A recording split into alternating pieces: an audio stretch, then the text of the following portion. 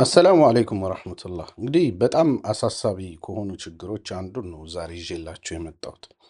የኸዋሪጃዊ ባህል መስፋፋት በጣም አሳሳቢ የሆኑብኝ ከመጡ ችግሮች ሐቂቃ ምን ያክል እንደሚያሳስበኝ ኤክስፕረስ ላደርግላችሁ አልችልም። እጅግ በጣም ከሚያሳስቡኝ ችግሮች አንዱ ነው። ባህል የሚለውን ቃል የምጠቀመው ዴሊበሬት ነው፣ ሆን ብዬ የመረጥኩት ቃል ነው። ኸዋሪጅ ሆነናል ላለማለት ወይም ደግሞ እያወራ ያለሁት ቀጥታ ኸዋሪጅ ነን የሚል ፍረጃ አለመሆኑን ግን ኸዋሪጃዊ ባህል ውስጥ ግን በጣም በስፋት በተለይ ከዲጂታል ሚዲያው መምጣት ጋር እንደዛ አይነት ባህል ውስጥ እየገባን መሆኑን ለማሳየት እሞክራለሁ በዛሬው አጭር ቪዲዮ። ምናልባት ኸዋሪጅ ሲባል ምን ለማለት ነው የማይገባው ሰው ምናልባት ሊኖር ስለሚችል ዲፋይን በማድረግ እጀምራለሁ። የኸዋሪጅ አስተሳሰብ ምንድን ነው የሚለውን ቴክኒካል ዓላማዊ ቴክኒካል ነገሮችን ማስቀመጥ አይደለም። እዚህ ላይ እንዲሁ ጥቅል የሆኑ መርህ ነገሮችን መስጠት ስለሆነ መሰረታዊ መረጃዎች ላይ ብቻ አተኩራለሁ።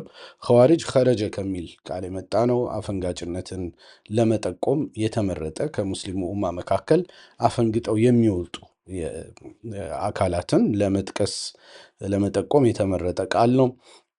መርሁ የሙስሊሞችን እስልምና ሪጀክት ማድረግ ነው። በቃ ሰዎችን ከእስልምና ማስወጣት፣ እንዲህ አይነት አመለካከት ማለት ነው። ሙስሊሞችን የማክፈር ወይም በተዘዋዋሪ ተክፊር ተብሎም ይታወቃል። ይሄ አስተሳሰብ ማለት ነው። እጅግ በጣም አስቀያሚ አስተሳሰብ ነው።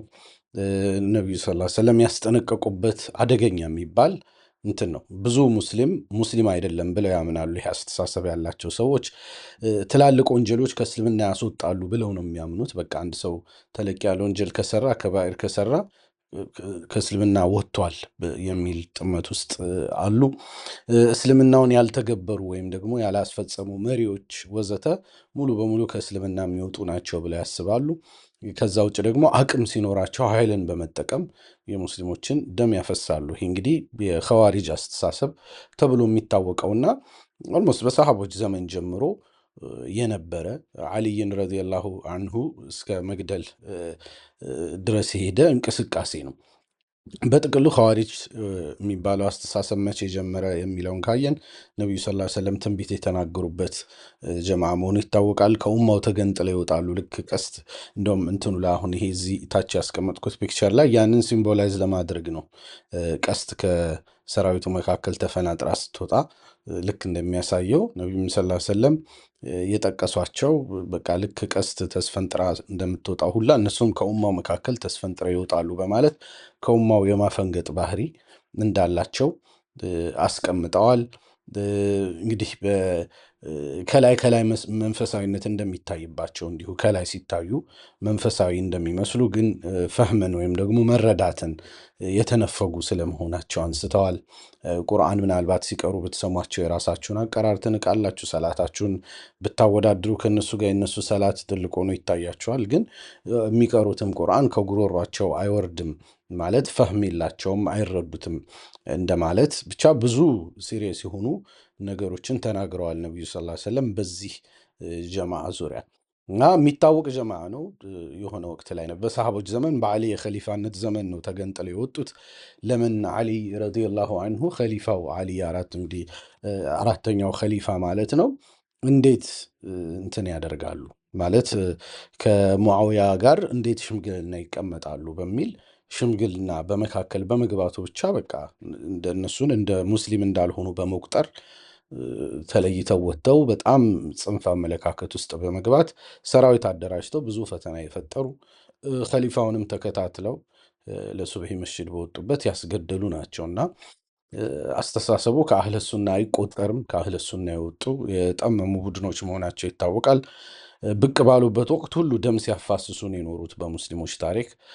የሙስሊሞችን ደም የሚያፈሱ የዘመናችን ቡድኖችም በአንድም ሆነ በሌላ መንገድ ከዚህ አስተሳሰብ ጋር የመተሳሰር ባህሪ እንዳላቸው ይነሳል። ይሄ ደም ማፍሰስ ላይ ሙስሊሞችን በብዙ እንዲህ የሚጨፈጭፉ ምናምን አይነት አመለካከት ያላቸው አካላትም የዚህ አስተሳሰብ ተጽዕኖ አድሮባቸዋል ተብሎ የሚነሱ ነገሮች አሉ። በጥቅሉ የአይነት አካሄዶች አሉ። እንግዲህ ይሄ በጥቅል በታሪክ ያለ ነው። ስለዚህ የሚታወቅ ጀማዓ ነው። ከዛ ውጭ የኸዋሪጅ አስተሳሰብ አደገኝነት ላይ እናንሳ። ምን ያክል አደገኛ ነው ሲባል ተግባርን ሳይሆን ኢማንን መለካት ላይ ያተኮረ ነው። አሁን እያልኳችሁ ያለሁት ይህንን አስተሳሰብ ተቀብለናል እያልኩ አይደለም። እንደዛ ሚስ አንደርስታንድ እንዳታደርጉልኝ ግልጽ አደርግላችኋለሁ። ተግባርን ሳይሆን የሚለኩት የሰዎችን ተግባር ሳይሆን የሚያዩት ኢማናቸውን ነው የሚለኩት። ይሄ ሰውዬ ከእስልምና ወጥቷል አልወጣም የሚል ፊትና ላይ ያተኩራሉ። ይሄ አደገኛ ያደርጋቸዋል። ምክንያቱም አላህ የሰዎችን ተግባራቸውን ብቻ አይተን እንድንንቀሳቀስ እንጂ የልቦናዎቻቸውን ለመፍረድ እንዳንሞክር በግልጽ መርህ አስቀምጦልናል። ነቢዩ ሰለላሁ ዐለይሂ ወሰለም ይህንን ግልጽ አድርገው ተናግረዋል። ምክንያቱም ይሄ በር ከተከፈተ መቆሚያ የሌለው ችግር በሙስሊሞች መካከል ስለሚፈጠር ማለት ነው። ስለዚህ የሰዎችን ኢማን ለመለካት ይሄ የውሸት ኢማን የምን ኢማን ነው ለማለት ማንም ስልጣን ያለው ሰው የለም። እኛ የሰዎችን ተግባራቸውን ብቻ ነው የምናየው። ከዛ ውጭ ግን ንያዎቻቸውን ልቦናዎቻቸው ውስጥ ለመግባት አንሞክርም። ሰዎችን በኩፍር መበየን ከፍተኛ ሪስክ ያለው መሆኑ በሐዲሶች ተጠቅሷል። አንድን ሰው ሙስሊም አይደለም ብሎ የፈረደበት ሰው የቂያም ቀን እንደዛ ሆኖ ባይገኝ ከሁለት አንዳቸው ላይ ይመለሳል ተብሏል። ስለዚህ በተሳሳተ ፍርድ ሰዎችን ከእስልምና ማስወጣት የቂያም ቀን እኛ ያ ነገር ላያችን ላይ እንዲወድቅብን እንድንጠይቅበት የሚያደርግ ስለሆነ በጣም ያስፈራል። አንድምታውም ከፍ ያለ ነው። ምክንያቱም አንተ አንድን ሙስሊም የሆነ ሰው ሙስሊም አይደለም ስትል እስልምናውን ራሱ እሱ ላይ የሚታየውን እስልምና ራሱ ሙስሊም እንዳለመሆን እየቆጠርከው ነው። ስለዚህ ይሄ በራሱ ችግር ያለበት ነው። ከዛ ውጭ ወደ ደም መፋሰስና ክፍፍል የሚያመራ በመሆኑም እንደዚሁ በጣም አደገኛ ነው ማለት ነው። ለጊዜው በዚህ እንረፈው። እኔ በአስተሳሰቡ አደገኝነት ላይ ልዩነት ያለው የለም፣ ሁላችንም እንረዳለን ብዬ አስባለሁ። የቪዲዮውም ዓላማ ቴክኒካል መረጃ መስጠት ስላልሆነ ይህን ያክል ካልን ይበቃል። የሚገርመው ነገር ግን በጣም ሐዘን ውስጥ የሚከተኝ ግን እንዲህ የምንጠላው ሁላችንም በኩል የምንጸየፈው አስተሳሰብ መገለጫዎች በተለይ አሁን በጣም እየተስፋፉ መምጣታቸው ነው። በማህበረሰባችን ውስጥ በስሙ መጠራትን እንፈራለን። ማንም ሰው ኸዋሪጅ ነኝ ብሎ ማመን አይፈልግም፣ ወይም ደግሞ የኸዋሪጅ አስተሳሰብን እቀበላለሁ ሊል አይችልም። ማንም ሱኒ የሆነ ሰው በፍጹም ይህንን አስተሳሰብ ይጸየፋል። ግን መዝሀብ ተዓሱብ ግን በጣም ስላሰከረ በየፊናው ማለት ነው። ይሄ በነገራችን ላይ የሆነን አቅጣጫ የሆነን መንሃጅ ብቻ አይደለም እያነሳው ያለሁት። የቪዲዮ ዓላማ በፍጹም ያ አይደለም። በኋላ ላይ ሳነሳ ብዙ ነገር ይገባቸዋል። የመዝሃቦቻችን ወይ የመንሃጆቻችን የምንላቸው አስተሳሰብ በጣም ተዓሱብ ወይም ወገንተኝነት ስላለብን ይሄ በሰከረ የመዝሃብ አይን እይታ እያየ ነው። ይህንን ኸዋሪጃዊ ባህል ሰዎችን ከእስልምና የማራቅ አይነት ባህሎች ሲሪየስሊ እየተጣቡን የመጡ መሆኑን ማየት እንችላለን። ይህንን ቪዲዮ የምቀርጸው አንዳንድ ጊዜ ማንሳቱ ፍጹም ምቾት የማይሰጠኝ ቪዲዮዎች አሉ። በቃ ማለት ይህን ቪዲዮ ባልሰራ አሁን ደስ ይለኛል፣ ግን ደግሞ ኃላፊነት አለብን ብዬ አስባለሁ።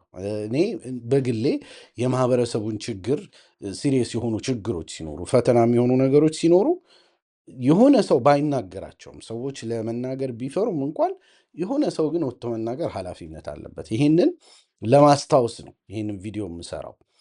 ዳኢዎቻችን በዚህ ጉዳይ ላይ ጥሪ እንዲያደርጉ ሁሉንም ዳኢ ስለ እኔ የአንድ መዝሃብን ብቻ አይደለም እያናገርኩ ያለሁት። ሐቂቃ እስልምና የሚጨንቃቸው በዳዕዋ ስራ ላይ በመንፈሳዊ ኩትኮታ ላይ የተሰማሩ ዳኢዎች በሙሉ በእርግጠኝነት አሁን ዛሬ የማነሳቸውን ችግሮች ሁሉም የሚቀበሉኝ ናቸው ብዬ ነው የማስበው። ምክንያቱም በእነዚህ ችግሮች ላይ እውነቱን ለመናገር ኢንቴሌክቹዋል ልዩነት የለንም። እንዲህ አይነት የተክፊር ባህል መስፋፋቱን ሁሉም መዝሃብ ይጸየፈው ይመስለኛል። ከሞላ ጎደሌ በጣም ጽንፈኛ የሆኑ ወጣ ያሉ ነገሮች ካልሆኑ በስተቀር አህለ ሱና ወልጀማ ውስጥ ያሉት ሁሉም ይረዱኛል ብዬ አስባለሁ። ሐቂቃ ሱፊዩም ሰለፊዩንም ኮንሰርን የሚያደርግ ሁሉም ሊረዳውና ሊስማማበት የሚችለው ነገር ነው። ኪላፍ ያለበት ነገር አይደለም የማቀርበው ዛሬ ማለት ነው። እነዚህ ግን የተዘዋዋሪ ተክፊር የምላቸው አመለካከት አለ ማለት ኸዋሪጃዊ ባህል ሆኖ ራሱ ኸዋሪጅ ሆነን እያልኩ አይደለም፣ ግን ኸዋሪጃዊ ባህሪና ባህል ግን ሳናስበው ቀስ በቀስ ማህበረሰባችን ላይ እየተስፋፋ መጥቷል። እያወራ ያለሁት ስለ ዳዕዋ ኮርነሮች ነው። ማለት በዳዕዋው መስክ ነው። እያወራሁ ያለሁት። ይሄ ነገር በጣም ሲሪየስሊ እየመጣ ይታያል እና መታየት አለበት ለማለት ነው። ይህንን ደግሞ የፈጠረው የመዝሃብ በጣም ወገንተኝነት፣ ከልክ ያለው ወገንተኝነት ሌሎችን ከኛ መዝሃብ ውጭ ናቸው ብለን የምናስባቸውን እንድናጠቃ ስለሚገፋፋ ነው፣ በሁሉም አቅጣጫ ማለት ነው። እውነቱን ለመናገር አሁን ከምጠቅሳቸው ችግሮች፣ ባህሎች አንዳችንም የጠራን አይደለንም እና ይሄንን በሽታ በጋራ ተረባርበን ልንታገለው ይገባል ነው። ስለዚህ እንደ አንድ ግለሰብ ይችን ግድ የለም ተናግሬ ልገላገል በሚል ነው ይህንን ቪዲዮ እየሰራሁ ያለሁት። ግን ሁላችንም ኃላፊነት እንዳለብን አስባለሁ። እና ከዛ አንጻር ሐቂቃ እኒህን ችግሮች ልናስወግድ ይገባል ነው። እሺ እነዚህ ባህሎች ምንድን ናቸው የሚለውን ወደ ማስረዳት ልግባ። ባጭሩ ነው የማስረዳው። 3 ወይ 4 ባህሎችን ብቻ እጠቅሳለሁኝ። ከዛ በፊት ግን ላስታውሳችሁ፣ ቪዲዮውን ምናልባት እየወደዳችሁት ከሆነ ላይክ እና ሼር ብታደርጉ በጣም ትልቅ እገዛ ነው። ይችን ሰከንድ ወስዳችሁ የምታደርጓት እገዛ ቪዲዮዋ ብዙ ቦታ እንድትደርስ በማድረግ በኩል ትልቅ ሚና ይጫወታል። ከዛ ውጭ ደግሞ ከምንም በላይ ቪዲዮን ማገዝ ከፈለጋችሁ ሐቂቃ ኮሜንት መስጠት በጣም በጣም በጣም ተፈላጊ ነገር ነው። ኮሜንት በሰጣችሁ ቁጥር የቪዲዮ ኢንጌጅመንት ሲሪየስሊ ስለሚጨምር ብዙ ቦታ የመድረስ እድሉ እያደገ ይመጣል። ስለዚህ ኮሜንት ማድረግ ለእኔ እንደ ትልቅ እገዛ እንደምቆጥረው ላስታውሳችሁ እወዳለሁ። እሺ እንሂድ። የኸዋሪጃዊ ባህሪ እየተስፋፋባቸው ያሉ መንገዶች ምንድን ናቸው የሚለውን 4 ነገሮች ልጥቀስ። የመጀመሪያው የክህደት ስያሜዎችን በመስጠት ሰዎችን ከእስልምና እንደወጡ አድርጎ ማሳየት ነው። አሁን ቀጥታ ከእስልምና ወጥተሃል አንልም ሰዎችን። ለዛ ነው ባህል ብዬ የጠራሁት። ቀጥታ ከእስልምና ወጥተሃል ብለን ብንፈርጅ ኸዋሪጅ ሆነናል ነው። ይሄ ሌላ ጉዳይ ነው። እኛ ግን አሁን እያደረግን ያለነው በባህሎቻችን ምንድን ነው? በአጉል እየተፈጠሩብን ያሉት አባዜዎች የክህደት ስያሜዎችን እንሰጣለን፣ ግን ቀጥታ ከእስልምና ወጣ አንልም። ለዛ ነው ባህል ያልኩት ማለት ነው። ለምሳሌ የምንሰጣጣቸው ስያሜዎች በቀላሉ ሙስሊሞችን ማለት ነው ሙሽሪክ ብለን እንጠራለን። በየኮሜንቱ ተመልከቱ። ሰዎችን በቀላሉ የማታውቀውን ሰው በኮሜንት ደረጃ ሰዎች በዚህ ስም ይጠራራሉ። አንድን ሰው ሙሽሪክ ብሎ መጥራት በቡድንም ሆነ በሌላ መልኩ ሰውየውን እኮ ከእስልምና ማስወጣት ነው። ሙሽሪክ ማለት በቃ በአላህ ላይ የሚያሻርክ አልከው ማለት ከእስልምና ወጣኸው ነው። ይሄ ግልጽ ያለ ነገር ነው። ግን እንትን አንልም፣ ሳንሳቀቅ ቀጥታ ቃላቶቹን እንጠቀመዋለን። ሌላ ቀብር አምላኪ እንላለን። ሽርክያት ፈጻሚ ሰዎችን ነው ቀጥታ እንትን የምንለው። እኒህ ሲሪየስ የሆኑ እንትን ናቸው። አንድን ሰው ቀብር አምላኪ ካልከው በቃ ቢላሂ አለይካ ይህንን ሰውዬ እኮ ከእስልምና አስወጣኸው። ቀብር አምላኪ ካልከው በኋላ እንዴት ብለህ ነው ከዚህ ሰው ጋር ስለ ላ ኢላሃ ኢለላህ ልታወራ የምትችለው? አስወጥተኸዋል። ግን ምንድን ነው እኛ ራሳችን የምንሸውድበት ይህንን ቃል እንጠቀመዋለን። ስለዚህ እኔ ሙስሊም አይደለሁም ማለት ነው ሲል ግን አይ እንደዛ አላልኩም። እንዴ አንድን ሰው ቀብር አምላኪ ካልከው በኋላ ወዴት ነው ከእስልምና ማስወጣት? ከዚህ በላይ አለ ወይ? ንግግሩ ትርጉም ያለው ከሆነ ሙስሊም ማለት አላህን አምላኪ ማለት ነው፣ አላህን የሚያመልክ ማለት ነው። አይ አንተ አላህን አይደለም የምታመልከው ቀብር ነው የምታመልከው ካልከው በኋላ እኮ ንግግር የለም። ይሄንን ሰው የሱና ጠላት ይባላል። ለምሳሌ የሱና ጠላቶች ቢላሂ አለይክ አንድን ሰው የሱና ጠላት ካልከው በኋላ ከእስልምና ወጣ እኮ። የሱና ጠላት ማለት ነቢዩ ሰለላሁ ዐለይሂ ወሰለም ይዘው የመጡትን ምሳሌነት ይዘው የመጡትን መልእክት የካደ ማለት ነው። አንድን ሰው የሱና ጠላት ብለህ ከጠራኸው ከእስልምና አስወጥተዋል። አላስወጣሁትም ብትልም አሁን እኮ ምንድን ነው ይሄ እንትን ነው፣ ሰው ገሎ ማዳን አይነት ነገር ነው። ሙሽሪክ ይለኛል። ስለዚህ እኔ ሙስሊም አይደለሁም ማለት ነው ስለው አይ እንደዛ አላልኩም በግል አላከፍርህም ይለኝ። እንዴ ሙሽሪክ አልከኝ እኮ ያ አኺ። ሙሽሪክ ካልክ በኋላ ምንድን ነው? ሙሽሪክ እኮ ከአቡ ጀህል ጋር እኮ አንድ አደረግከኝ። የመካ ሙሽሪክ እንል የለ? የመካ ሙሽሪኮች ሙሽሪክ ካልከው አንድ ሰው አልቋል። የሱና ጠላት ካልከው፣ የሱና ጠላት ማለት በሌላ አነጋገር የነብዩ ጠላት ማለት ነው። አንድ ሰው የነቢዩ ጠላት ሆኖ እንዴት ነው ሙስሊም ሊሆን የሚችለው? ይሄ እኮ ሙስታሒል የሆነ ነገር ነው፣ የሚሆን ነገር አይደለም። ይሄ ስያሜ ልክ አይደለም።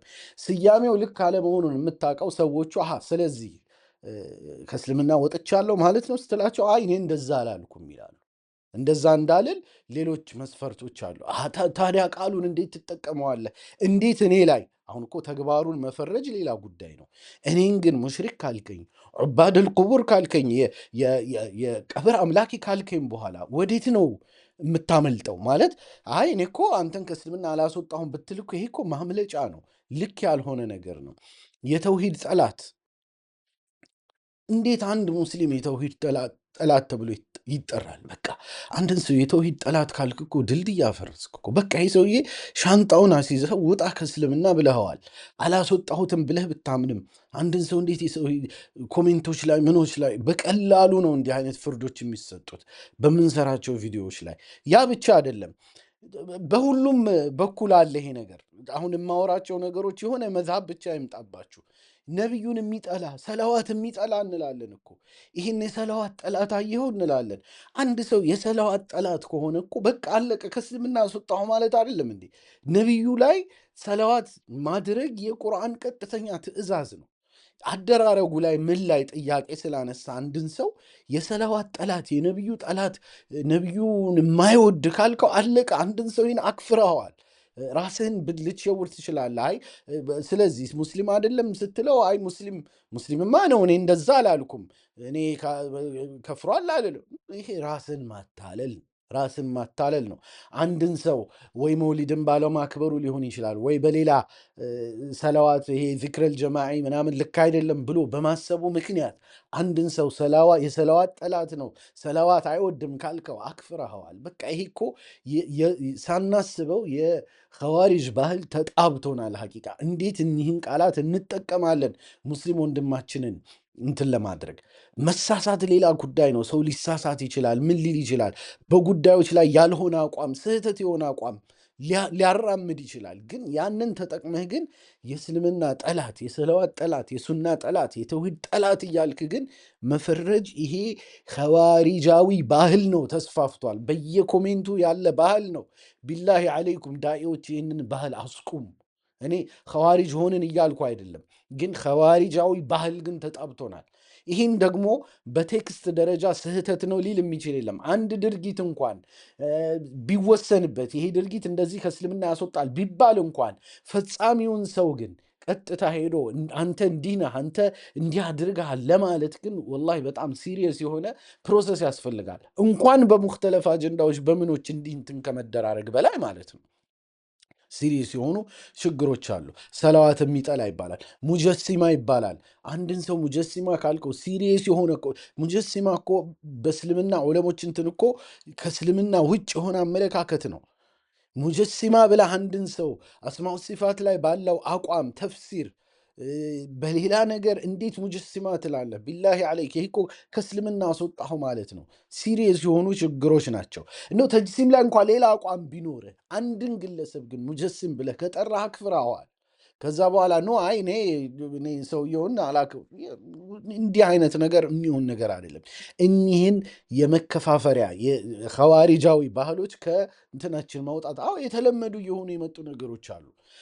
ባት አምላኪ ምናምን እንደዚህ ሰዎችን አምላኪ ተብሎ ሰዎችን አላህን የሚያመልኩ ሰዎችን ቀጥታ ከዲን ማስወጣት። እኒህ ቃላት ወደድንም ጠላንም ቀብር አምላኪ፣ የሱና ጠላት፣ የሰላዋት ጠላት፣ የነቢዩ ጠላት ቢላሂ አለይኩም ይሄ ወላሂ ኸዋሪጃዊ ባህል ነው። ዳኢዎቻችን በየትኛውም መዝሀብ ያላችሁ ዳኢዎች ውስጥ ኃላፊነት አለባችሁ። ይሄ ባህል እየተስፋፋ ነው። ዲጂታል ሚዲያው ባመጣው እሳት እየተስፋፋ ንፋስ ሆኖ እያስፋፋው ነው። ይህንን እሳት የማጥፋት ኃላፊነት አለባችሁ። ያንን ነው ለመናገር የፈለግኩት። በመናገር ነው፣ ሌላ ምንም ከምላሴ ውጭ ምንም ኃይል የለኝም። ስለዚህ ቢያንስ በምላሳችሁ መጥፎ ነገር ሲሰራ ተብሏል። ይኸው እኔ ተናግሬያለሁ ማለት ነው፣ የራሴን ኃላፊነት ለመወጣት። ከዛ ውጭ ሰዎችን ቀጥታ ሙብተዲዕ ብሎ ለምሳሌ መፈረጅ አንድን ሰው እሺ፣ ያ ድርጊቱ ቢድዓ መሆኑ ላይ እሺ ምንም አቋም ሊኖርህ ይችላል። አንድን ግለሰብ ቀጥታ ሙብተዲዕ ብሎ ለመወሰን እኮ ሲሪየስ የሆኑ ፕሮሰሶች አሉ። በየቦታው እያወናጨፍክ በየኮሜንቱ ሰዎች ላይ የምትለጥፈው ነገር አይደለም። ይሄ በጣም ሲሪየስ የሆኑ ነገሮች ናቸው። በሁሉም እንደው ኺላፍ መኖሩ ምኑ ትተነው እንኳን ኺላፍ የለውም ብንል እንኳን እኒህን ግለሰቦች ላይ ማዋል ሲሪየስ የሆኑ ችግሮች ናቸው። ይህንን ደግሞ በእርግጠኝነት የሚካልፈኛለ ብዬ አላስብም። በቲዮሪ ደረጃ ሁሉም ይህንን ይቀበለዋል። ግን ይህንን ኸዋሪጃዊ ባህል ግን ዝም እያልን ያለ ነው። ይሄ በጣም አሳሳቢ የሆነ ነገር ነው። በተለይ ዳኢዎች ኃላፊነት አለባችሁ። እባካችሁ ይህንን ነገር እናስቁ። በግል እንደዛ አላልኩትም ማለት ትርጉም የለውም። አንድን ሰው ሙሽሪክ ካልከው፣ የነቢዩ ጠላት፣ የሰለዋት ጠላት ካልከው በቃ አልቋል። ይህ ሰውዬ ከእስልምና አስወጥተዋል። ራስህን አታታል። ወይም ደግሞ አንድምታው ሲመጣብህ ንግግርህን ከተናገርክ በኋላ ሰዎችን ኦልሬዲ ተግባሩን የሚፈጸመውን ነገር ካደረግ ቃዲ ከሆንክና ሰዎችን ከእስልምና ካስወጣህ በኋላ ዝም ብሎ ብቻ ሀሳብ ሲሆንብህ ደንገጥ ስትል ብቻ አይ እኔ እኮ ተግባሩን እንጂ ብለህ ብትሸውድ ዋጋ የለውም። እንዲህ አይነት ሽወዳዎች አይሆኑም። አላህን መሸወድ አይቻልም። ስያሜውን ለተግባሩ ብቻ ሳይሆን ለተግባሪውም ነው እየሰጠን ያለ ነው። ይሄ በጣም ሲሪየስ የሆነ ኸዋሪጃዊ ባህል ነው ብዬ አስባለሁ። ሁለተኛ የሰዎችን ንያ በመጠራጠር ከእስልምና የማስወጣት ኸዋሪጃዊ ባህል፣ ይሄ በጣም በሁሉም ዘንድ እየተስፋፋ ያለ ነው። ይህ ከመዝሃብ የሚለያይ አይደለም። ሁሉም ዘንድ እንዲህ አይነት ነገሮች አሉ። እንደ ቀላል የለመድናቸው ተቀናቃኞቻችንን ማሸማቀቂያ ውንጀላዎች አሉ በየጊዜው የምንሰጣቸው። ብዙዎቹ የኢኽላስ ቀዶ ጥገና ላይ ያተኮሩ ናቸው። ቅድም ኸዋሪጆች ዋና ችግራቸው፣ አደገኛ የሚያደርጋቸው መሰረታዊ ችግር ምንድን ነው? በሰዎች ቀልብ ውስጥ ያለውን ኢማን የሚፈርዱ ስለሆኑ ነው። ለምሳሌ ኸዋሪጃዊ ባህል ብዬ የጠቀስኳቸውን ንያ መጠራጠር ላይ የተመሰረቱ ፍረጃዎች ልንገራችሁ። አንድ ሰው የሆነ ተግባር ይፈጽማል። ያንን ተግባር እንጠለዋለን። ከዛ በኋላ ምን እንላለን? አንተ እስልምናን ለማጥፋት እየሞከርክ እንላለን። ሰውየውን እስልምናን ለማጥፋት እየሞከርክ ቢላሂ አለይኩም፣ ድጋሚ እንትን ልበለው፣ ተግባርህ እስልምና ላይ ጥፋት ፈጠረ አይደለም የምንለው፣ እስልምናን ለማጥፋት እያደረክ ያለኸውን ጥረት አቁም እንላለን። ለምሳሌ ቢላሂ አለይክ ምን ማለት ነው? አንድ ሰው እስልምናን ለማጥፋት ጥረት እያደረገ ነው ማለት ይሄ ሰውዬ ሙናፊቅ ነው ማለት። በቃ አለቀ፣ ጨረስክ። አላከፈርኩም ብትል ትርጉም የለውም። አክፍረኸዋል። ያንን ሰውዬ ከእስልምና አስወጥተኸዋል። እንዴት ብለህ ታጭበረብራለህ? ይህ እኮ ለማጭበርበር የሚመች ነገር አይደለም። እስልምናን ለማጥፋት ብለህ ንያው እስልምናን ማጥፋት። አንድ ሙስሊም እንዴት እስልምናን እስቲ ላጥፋ ብሎ ያስባል? ይህ ሰውዬ እንዲህ ካሰብ እኮ አለቀ። ከእስልምና እንትን ሻንጣውን ይዞ ወጣ። ስለዚህ ሙስሊም አይደለውም ማለት ነው ስትለው፣ አይ እኔ እንደዛ አልክ እንጂ ያ አልክ። ከዚህ በኋላ ምን ትላለህ? የማይሆን ኸዋሪጃዊ ባህል ነው።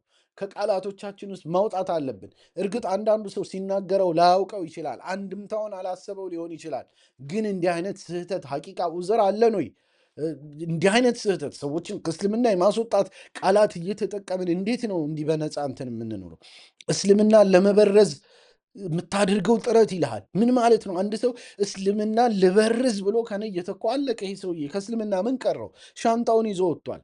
ሱናን ለመቀናቀን ሱናን ልቀናቀን ብሎ ካሰበ አንድ ሰው ሱናን ልቀናቀን፣ የነቢዩን መንገድ ልቀናቀናቸው፣ ተቀናቃኝ ናቸው ብሎ እኮ ወሰነ ማለት ነው።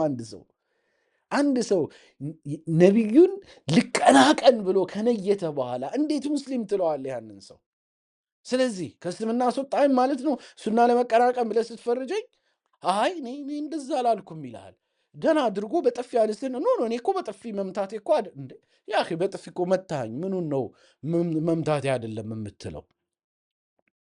ይሄ አንድ ሰው ሱናን ለመቀናቀን ነው እያደረገ ያለው ብለህ ካሰብክ በቃ ጨረስክ።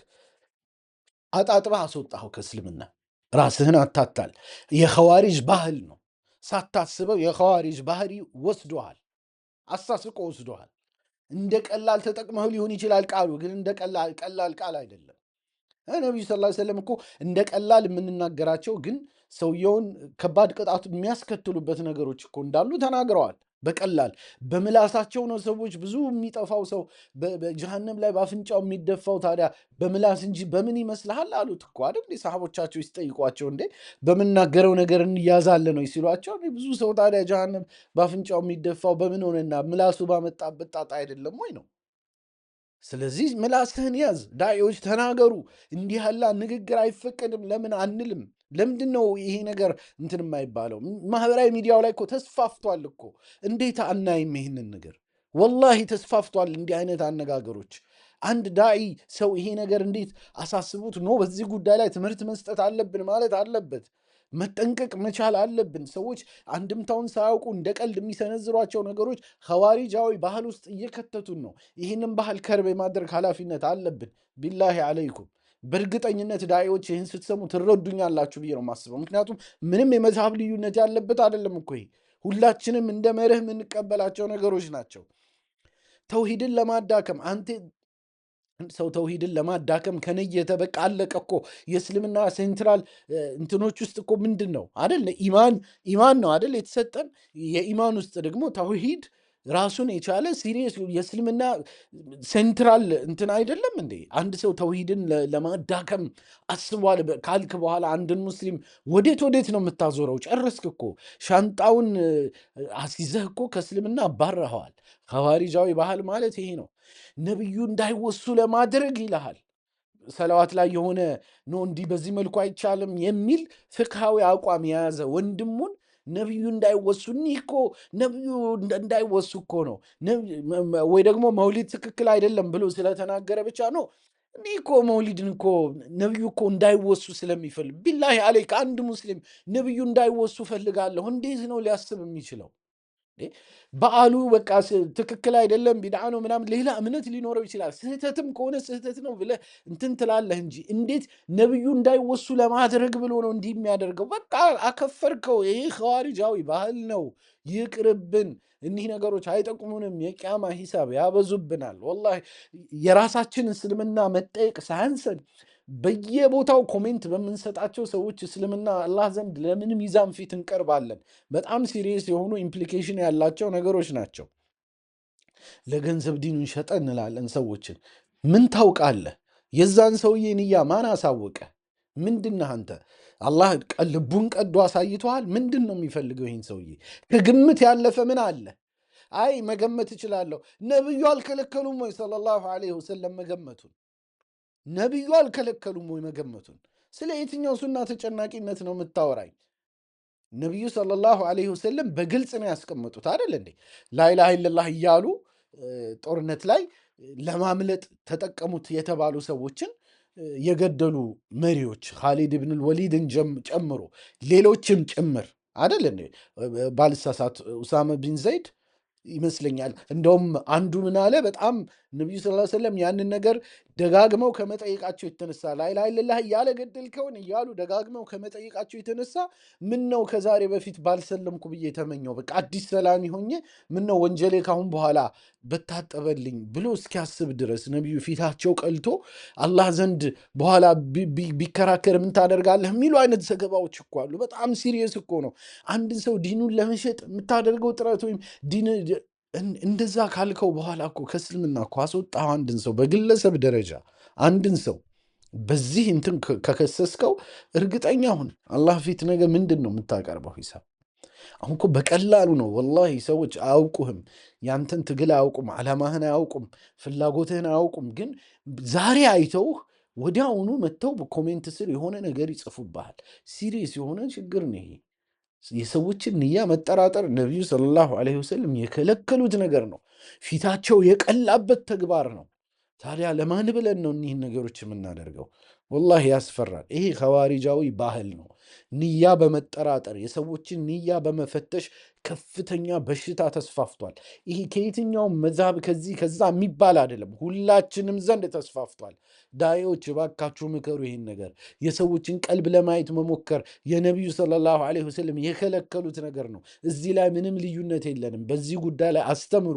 ዲጂታል ሚዲያው ላይ ከራቃችሁ ዳዮች እኛ እንንገራችሁ። እኛ ዲጂታል ሚዲያው ላይ የምንውል ሰዎች ምን አይነት በሽታ እንደተስፋፋ እያየን ነው። ይኸው እየተናገርኩ ምናልባት እናንተ መስጊድ ስለምትሉ በኪታቦች ተከባችሁ ስለምትሉ ማህበረሰቡን እያወቃችሁት አይሆን ይሆናል።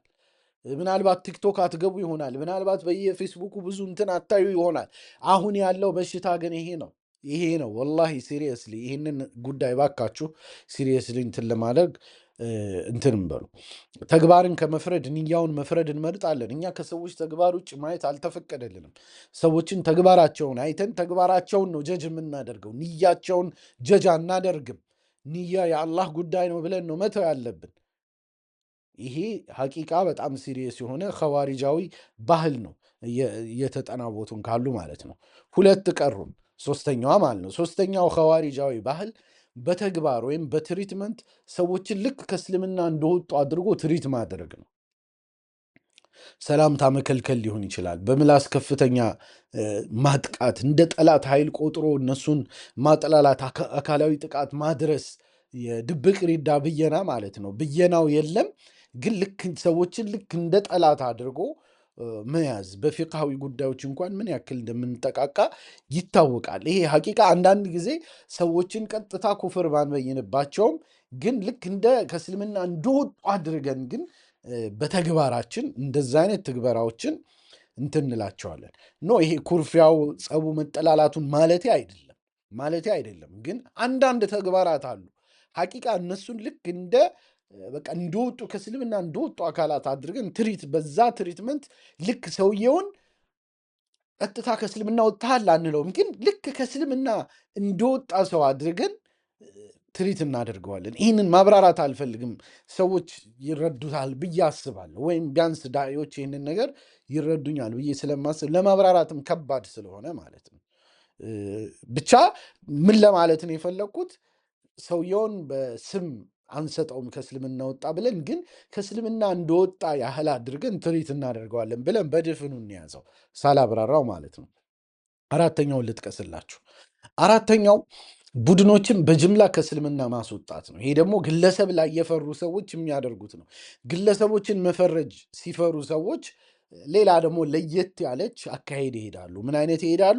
ግለሰብን ለማስወጣት ጥቅም ላይ የሚውሉ ቃላቶችን ፕሉራል ያደርጓቸውና አባዝተው በቡድን ይጠቀሟቸዋል። ከዛ ረሃ ይሆናሉ። ምንድነው? አይ እኔ አሁን ግለሰብን አንተ ወጥተሃል አላልኩትም ወይም እንደዛ ብዬ አልጠራሁትም፣ ግን እንዲሁ በጥቅሉ በቡድን ነው ያደረግኩት ብለው ራሳቸውን ለማጽናናት ይሞክራሉ። ለምሳሌ ሙሽሪኮች ተብሎ በቡድን ሰዎችን በቡድን በጅምላ አድርጎ እኮ አንድ ተግባር ራሱ አንድ ሰው ያንን ነገር ፈጽሟል ወይ ውዝር አለው ወይ ምናምን ተብሎ መፍረድ ሌላ ጉዳይ ነው። ግን በጥቅሉ ግን እነገሌ እኮ ሙሽሪኮች ናቸው። ሙሽሪክ ካልካቸው በቃ ከእስልምና አስወጣቸው በጅምላ። ያው በጅምላ ነው አይደል ያስወጣ፣ በጅምላ ቀብር አምላኪዎች ካልካቸው፣ ይሄ ቅድም በግለሰብ ይሰጣል ብዬ ያመጣኋቸውን ነገሮች በጅምላ እያባዙ መጠቀም። በጥቅሉ ዝም ብዬ ልጥቀስላችሁ፣ እንደ አዲስ መዘርዘር አያስፈልገኝም።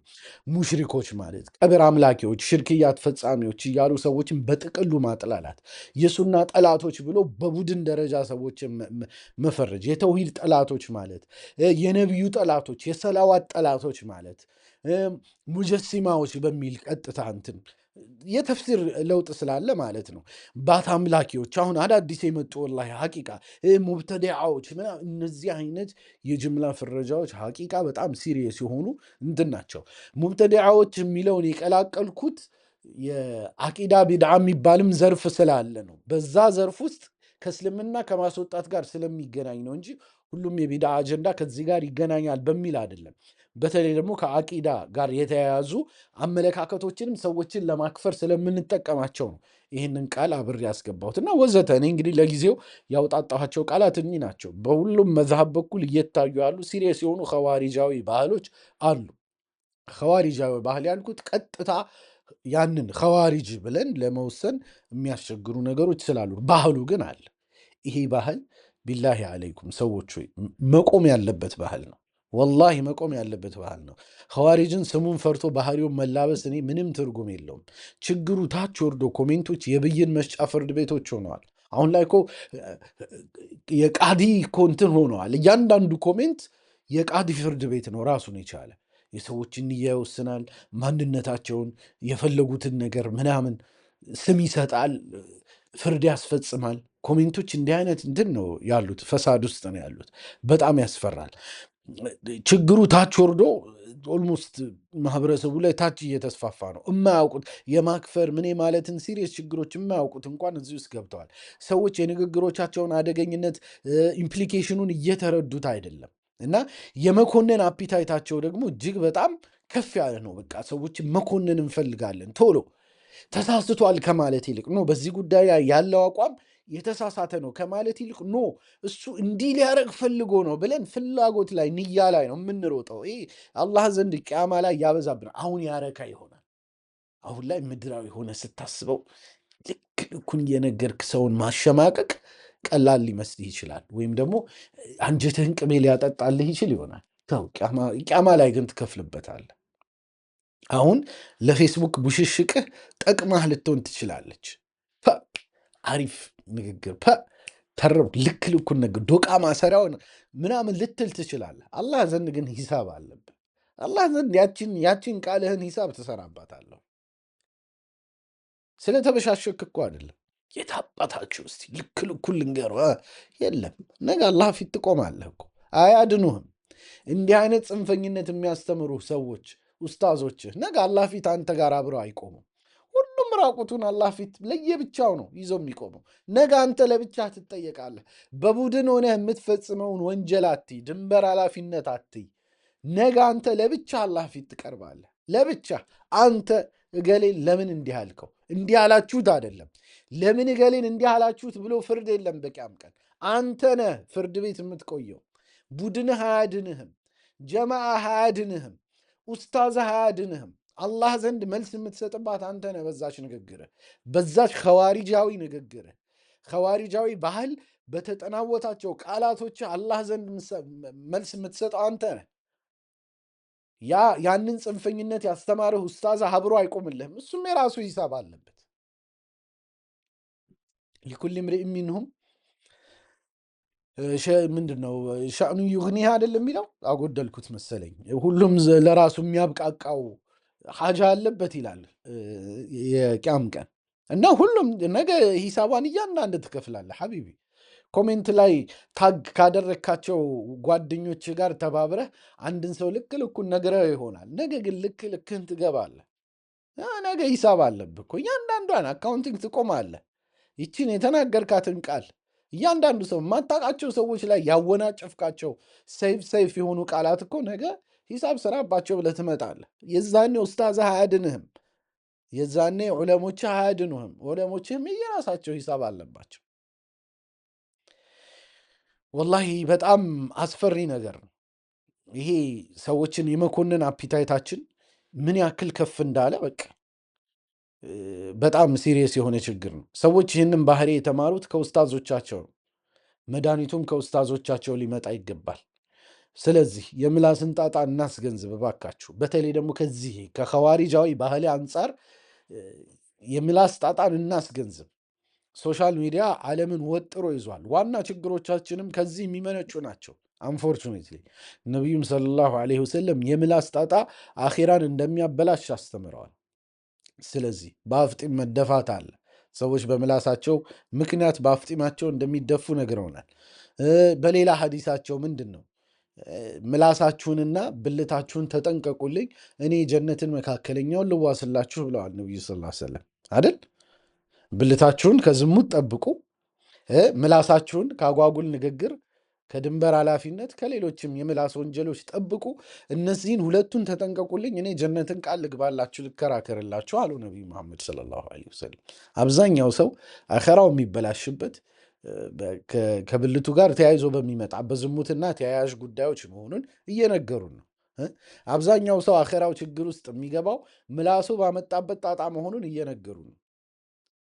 አኺ ሰዎችን ስታከፍር ነው የምትውለው። ሰዎችን ከእስልምና እንደወጡ ስትገልጽ ነው የምትውለው።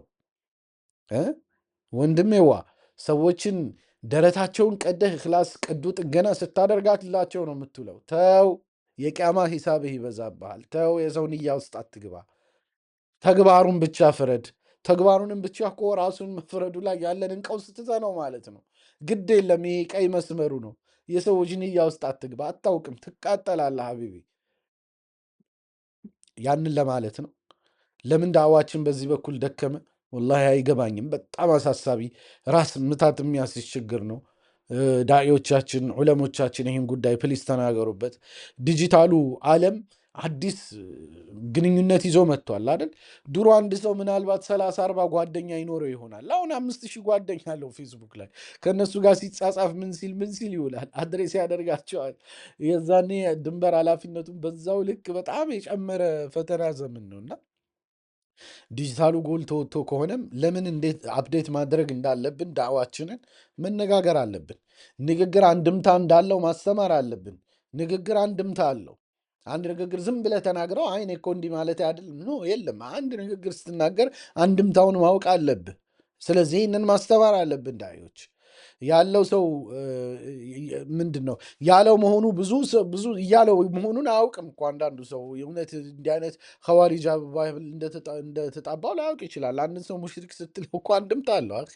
አንድን ሰው የነቢዩ ጠላት የሰላዋት ጠላት ስትለው እኮ በጣም አንድምታ አለው። ሲሪየስ የሆኑ ነገሮች የንያ ቀዶ ጥገና አደገኛ መሆኑን እናስተምር። የንያ ቀዶ ጥገና ሁላችንም ፌል የምናደርግበት ነው። ማን ነው እርግጠኛ ሊሆን የሚችል? ተው፣ ሂሳብ ይበዛብናል። ኦብቪየስ ቢሆን እንኳ ቢመስለን እንኳ አደጋ ነው። ምክንያቱም ነቢዩ ስ ሰለም የሚመስሉ ኬዞችን ከሰሃቦች ጋር መጥተው ማንግበው አላቸው። አሸቀቅተ ቀልበሁ ቀልቡን ቀዳህ አየኸው ወይ ነው ያሉት። ይሄ ተግሳጽ ለምንድነው ለእኛ የማይገባን? የሶሻል ሚዲያ ውንጀላ ደግሞ ለመቆጣጠር ከባድ ነው። አንድን ሰው የሆነ ቦታ ላይ ቀብር አምላኪ ብለህ ጠራኸው፣ ከዛ በኋላ እንዴት ብለህ ነው ይቅርታ ብትጠይቀው ራሱ እኮ አይሆንም። ምክንያቱም እንደዛ ብለህ ሰውየውን ስሙን ያጠፋሃቸው ሰዎች ምናልባት የዛ ቀን 2000 ሰው አንብቦት ይሆናል ያንን ኮሜንትህን። ከዛ በኋላ እንዴት አድርገህ ነው እኒህን 2000 ሰዎች ፊት ሰውየውን ስሙን ልታጠራለት የምትችለው? ከቁጥጥር ውጭ እኮ ነው። አንድ ጊዜ ሪሊዝ ካደረግከው አለቀ አለቀ እኮ። አንተ አንድ ባሊ ውሃ ውስጥ ሸናህበት፣ ከዛ በኋላ እኮ ሽንቱን ከውሃው እኮ መለየት የሚቻል አይደለም እኮ። አንድን ሰው ስም ካጠፋህ በኋላ አለቀልህ። እንዴት ብለህ ነው ያንን ሰውዬ ስሙን የምታቃናለት? ትላንት ያነበበው ዛሬ ላያነብ ይችላል፣ ሊያልፈው ይችላል። እንዴት ነው የምታደርገው? በጣም ሲሪየስ የሆነ ችግር ነው። ዲጂታል ሰፈሩን ኢግኖር ማድረግ ይብቃችሁ። ዑለሞቻችን፣ ዳኢዎቻችን እንደሌለ ቆጥራችሁት ስትኖሩ ጎርፉ ሰው እየወሰደ ነው። ታች ወርዳችሁ ችግሩን እዩ። ለችግሮቹ መፍትሄውን ቀምራችሁ አስተምሩ። ማህበረሰቡን ለጃሂል መሪዎች አታስረክቡ።